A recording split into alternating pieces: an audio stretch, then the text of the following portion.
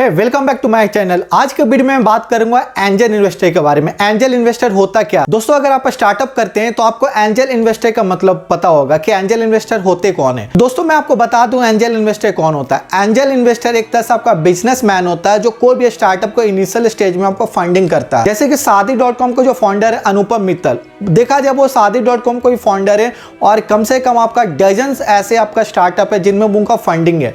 ओला के बारे में आप सुने होंगे तो ओला का जो आपका स्टार्टिंग जो आपका फंडिंग है वो आपका अनुपम मित्तल दिए थे। 1 करोड़ रुपए आपका इन्वेस्ट किए थे ओला में और करेंटली है वो 2% होल्ड करते हैं ओला कंपनी में।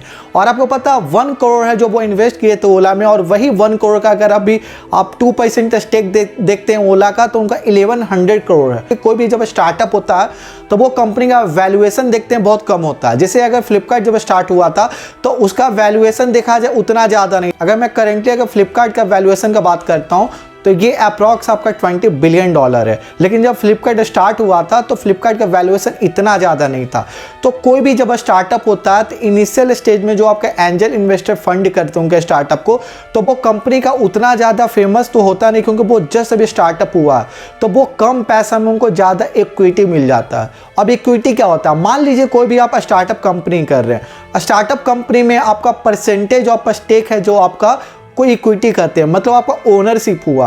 अगर कोई भी कंपनी में 100% देखा जाए, कोई भी कंपनी में 100% का जो आपका इक्विटी है उसमें 10% अगर आपका इक्विटी एंजल इन्वेस्टर ले लेते हैं तो उसका मतलब ये है कि वो कंपनी का 10% का मालिक है। इससे एक बेनिफिट ये होता है कि एंजल इन्वेस्टर को आपका इक्विटी मिल जाता है स्टार्टअप में, और एक आपका स्टार्टअप फाउंडर को एक एक्सपीरियंस है जो आपका एंटरप्रेन्योर का हेल्प मिल जाता है। क्योंकि जो एंजल इन्वेस्टर होते हैं वो भी एक तरह से आपका एंटरप्रेन्योर भी होते हैं। क्योंकि जो भी आपका एंजल इन्वेस्टर होता है वो आज से 10 साल पहले, 15 साल पहले या 2 साल पहले उन्होंने खुद का स्टार्टअप किया। उनको पता कैसे एक स्टार्टअप को ग्रो करना है आपका एक्सपोनेंशियली, तो उनके पास काफ़ी ज़्यादा बिजनेस नॉलेज होता है, कैसे भी आपका कैसे फंडिंग करना है, कैसे जो और भी इन्वेस्टर को रीच आउट करना, कैसे वेंचर कैपिटल के पास जाना होता है। तो उनके पास काफ़ी ज़्यादा एक्सपीरियंस होता है एक एंजल इन्वेस्टर के पास। तो एंजल इन्वेस्टर जनरली वही पीपल होते हैं जिनके पास काफ़ी ज़्यादा नेटवर्क होता है और इनके पास काफ़ी ज़्यादा एक्सपीरियंस होता है, और वो खुद का अपना स्टार्टअप है जो फंड कर चुके हैं और करेंटली देखते हैं तो उनका स्टार्टअप भी अच्छा खासा ग्रो हो रहा, तो वो दूसरे कंपनी में as a investor angel investor वो हेल्प करते हैं।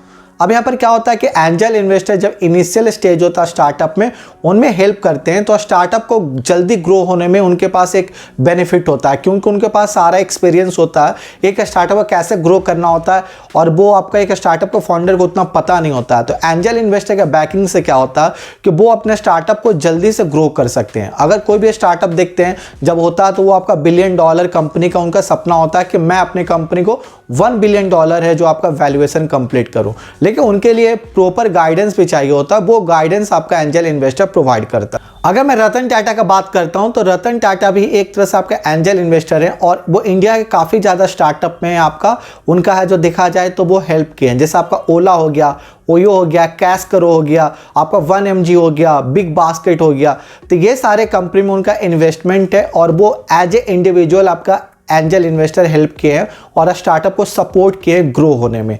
तो अब ये देखते हैं कि जब ये सब कंपनी, अब ओयो को जब वो हेल्प किए थे तो ओयो आपका $1 बिलियन कंपनी उस टाइम नहीं था।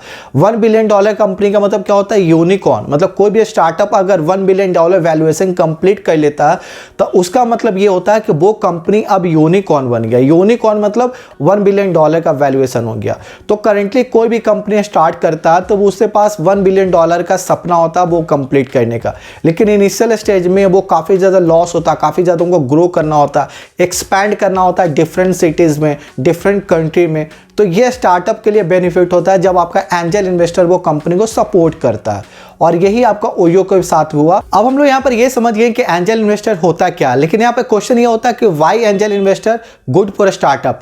एक स्टार्टअप के लिए एंजल इन्वेस्टर क्यों ज़्यादा जरूरी होता है? तो पहला रीजन ये होता है कि एंजल जो इन्वेस्टर होते हैं वो भी एक तरह से आपका एंटरप्रेन्योर होते हैं। तुमको पता होता है कैसे बिजनेस को सक्सीड करना, क्योंकि कोई भी आपका स्टार्टअप होता है उसका पहला सपना यही होता है कि वो आपका एक यूनिकॉर्न कंपनी बने जिसका वैल्यूएशन $1 बिलियन हो। और कोई भी स्टार्टअप का ये सपना तभी पूरा होता है जब उसको प्रॉपर फंडिंग मिले और प्रॉपर गाइडेंस मिले, और ये गाइडेंस आपका एक एंजल इन्वेस्टर अच्छे से देते हैं क्योंकि एंजल इन्वेस्टर को पता होता है कैसे बिजनेस स्केल करना होता है, क्योंकि वो खुद का एक अपना स्टार्टअप सक्सेसफुल रन कर रहे होते हैं और उनको पता होता है कि कैसे वो एक प्रॉफिटेबल बिजनेस को है जो कन्वर्ट कर सके, एक स्टार्टअप को कैसे प्रॉफिटेबल बिजनेस से बना सके। तो उनको ये सारे बेनिफिट पता रहता है। दूसरा बेनिफिट ये होता है कि एंजल इन्वेस्टर होते हैं वो इनिशियल स्टेज में स्टार्टअप का प्रॉफिट के बारे में नहीं सोचते हैं, वो ये सोचते हैं कि एक स्टार्टअप को कैसे एक आपका सक्सेसफुल स्टार्टअप में कन्वर्ट करें। उनके लिए उनको प्रॉपर गाइडेंस जो देना होता वो एक आपका स्टार्टअप फाउंडर को प्रोवाइड करते हैं। और अगर इनिशियल स्टेज में जो पैसा दे रहे हैं, अगर फ्यूचर में भी अगर एक स्टार्टअप को फंडिंग की और ज़्यादा रिक्वायरमेंट होता है तो एज ए एंजल इन्वेस्टर वो और ज़्यादा फंडिंग प्रोवाइड करते हैं ताकि जो स्टार्टअप है वो एक आपका सक्सेसफुल बिजनेस में कन्वर्ट हो सके और फ्यूचर में एक आपका प्रॉफिटेबल बिजनेस है जो बन सके। मैं बात करता हूँ ओला के इनिशियल स्टेज में, तो वो एक आपका प्रॉफिटेबल बिजनेस नहीं था, उनको 2 साल 3 साल 5 साल लगा तब वो प्रॉफिटेबल बिजनेस हुए। अब यहाँ पर जो भी इन्वेस्ट किए थे एज ए एंजल इन्वेस्टर ओला में, उनको देखे होंगे 1 करोड़ 2 करोड़ 5 करोड़ वो इन्वेस्ट किए होंगे। लेकिन अगर वही पैसा का अगर मैं करेंट वैल्यूएशन देखता हूं तो जैसा मैं बोला अनुपम मित्तल 1 करोड़ इन्वेस्ट किए थे और करेंटली वो 2% स्टेक होल्ड करते ओला में, जिसका वैल्यूएशन उनका 1100 करोड़ है। उसी तरह और भी जो एंजल इन्वेस्टर है जो ओला में इन्वेस्टमेंट किए थे उनका और ज़्यादा वैल्यूएशन है जो इंक्रीज हुआ। यही बेनिफिट होता है एंजल इन्वेस्टर में। इनिशियल स्टेज में आप स्टार्टअप में कोई भी इक्विटी खरीदते हैं तो आपको चीप प्राइस पे मिल जाता है क्योंकि वो कंपनी इतना फेमस नहीं होता। अगर वही कंपनी का लोग सक्सेसफुल हो जाता तो आपको काफ़ी ज़्यादा प्रॉफिट मिलता है। पहले तो आपको डिविडेंड मिलेगा हमेशा, जो भी आपका कंपनी का प्रॉफिट होगा। सेकंड रीजन यहाँ पर ये आता है कि आपको वैल्यूएशन स्लोली और ज़्यादा इंक्रीज हो जाता है क्योंकि जैसे जैसे कंपनी का वैल्यूएशन बढ़ता है आपका जो भी अमाउंट इन्वेस्टमेंट किए हैं वो प्राइस है जो और ज़्यादा इंक्रीज हो जाता है। अब यहाँ पर एक और क्वेश्चन आता है, हाउ एंजल इन्वेस्टिंग वर्क्स, मतलब यहाँ पर एंजल इन्वेस्टर काम कैसे करता है। सबसे पहले तो एंजल इन्वेस्टर तब आते हैं जब कोई भी बिजनेस आइडिया एक तरह से आइडिया ही होता है। कोई भी स्टार्टअप जब स्टार्ट करते हैं तो उनके पास एक आइडिया होता है कि ये आइडिया को वो एज ए सक्सेसफुल बिजनेस में कन्वर्ट करे। अब यहाँ पर मैं ओयो को बात करता हूँ, तो ओयो जब स्टार्ट किया था तो ओयो का यही काम था कि ओयो को वेबसाइट पर जो भी आपका होटल्स है उनको एज ए होटल को लीज पे लेते थे और वो होटल्स को अपने कस्टमर को ज़्यादा डिस्काउंट में है जो बेचते थे और उनका इसी से है जो आपका ज़्यादा एक्सपैंड हो गया।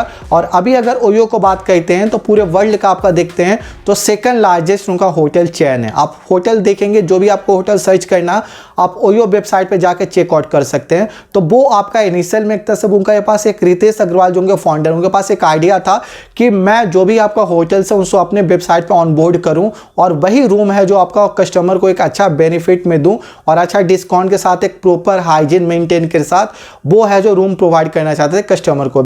और अभी है जो ओयो एक आपका सक्सेसफुल बिजनेस बन गया। दूसरा रीजन यहाँ पर यह होता है कि कोई भी एंजल इन्वेस्टर होता है ना वो स्टार्टअप को इनिशियल स्टेज में है जो पार्टिसिपेट करना चाहते हैं, क्योंकि जैसा मैं बोला कोई भी स्टार्टअप इनिशियल स्टेज में होता है तो कंपनी का वैल्यूएशन बहुत कम होता है तो उनको चीप प्राइस में वो ज़्यादा इक्विटी है जो ले सकते हैं। अब अगर मैं बोलता हूँ कि ओयो का अगर 10% है जो कोई भी है जो इनिशियल स्टेज में, जब ओयो स्टार्ट किया था 2013 में, जो 10% लिया होगा उनको पैसा कम पे करना पड़ा होगा। अगर करेंटली ओयो का मैं अगर वैल्यूएशन देखता हूँ तो $10 बिलियन होगा। तो आप ये सोचिए कि जो 8% या 10% ओयो का स्टेक में अभी है जो पार्टिसिपेट करेंगे और ओयो में वो इक्विटी खरीदेंगे 10%, तो उनको कितना ज़्यादा पैसा पे करना पड़ेगा। अप्रॉक्स $1 बिलियन के अप्रॉक्स उनको पे करना पड़ेगा। अगर मैं वही चीज़ बोलता हूँ कि 10% वो ओयो में तब बाय करते हैं एज ए एंजल इन्वेस्टर जब ओयो स्टार्ट किया था। तो यहाँ पर यही एक बेनिफिट होता है कि कोई भी कंपनी जब स्टार्टअप फेज में रहता तो उसका वैल्यूएशन कम रहता, तो जो भी एंजल इन्वेस्टर होते हैं वो आपका इक्विटी जो लेते हैं वो आपको कम पैसा में लेते हैं, उनको ज़्यादा पैसा पे नहीं करना। पर एक और क्वेश्चन आता है कि एंजल इन्वेस्टर को रीच आउट कैसे करें। तो सबसे पहले जो एंजल इन्वेस्टर होते हैं जो मैं बताया, ये एक तो आपका रिच बिजनेसमैन होते हैं जिनका आप ईमेल आईडी आप नेट से या कहीं पे आप सोर्स से अपना ले सकते हो। दूसरा बेनिफिट यहाँ पर ये होता है कि एंजल इन्वेस्टर होते हैं वो काफ़ी ज़्यादा एंजल इन्वेस्टिंग का नेटवर्क या बूटस्ट्रैप का जो भी होता है प्लेटफॉर्म पे वो हमेशा विजिट करते रहते हैं। तो या तो आप उनको कोल्ड ईमेल करके आप है जो सेंड कर सकते हो कि ये मेरा स्टार्टअप आइडिया, मैं चाहता हूँ कि आप मेरे बिजनेस में आपका इन्वेस्ट करो।